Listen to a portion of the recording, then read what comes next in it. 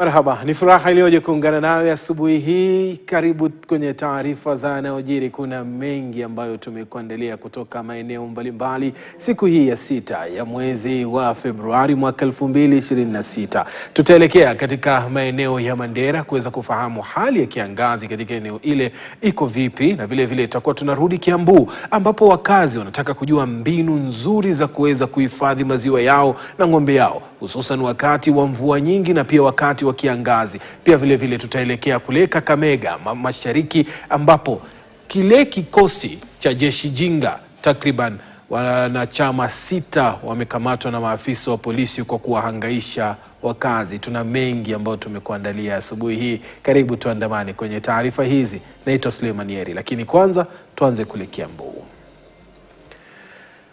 Wafugaji wa ng'ombe wa maziwa kaunti ya Kiambu wanatoa wito kwa vyama vya ushirika pamoja na serikali za kaunti kuwahamasisha kuhusu mbinu za kuhifadhi chakula cha mifugo wakati wa msimu wa mvua ili kukinga mfugo wao wakati kama huu wa kiangazi.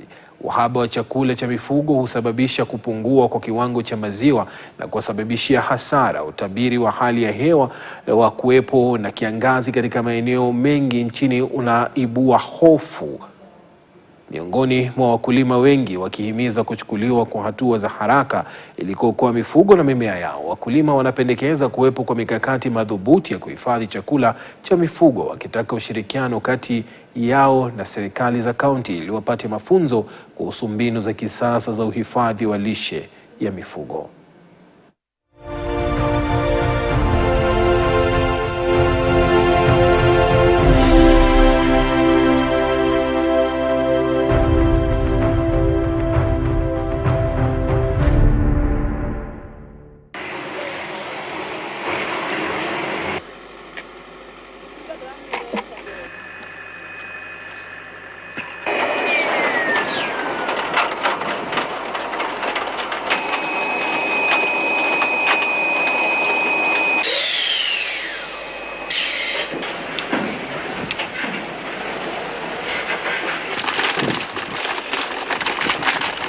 Sasa tunaomba serikali ya county itusaidie na hizi machine za kutengeneza silage, juu sasa before kukiwa na majani mingi inapotelea before tupate hizi machine za kufanya silage.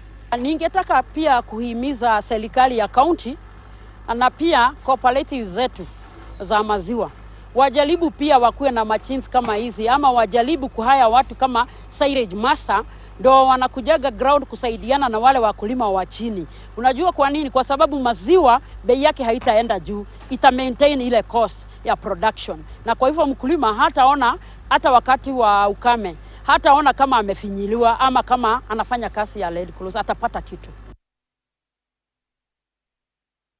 Wakazi wanaokabiliwa na makali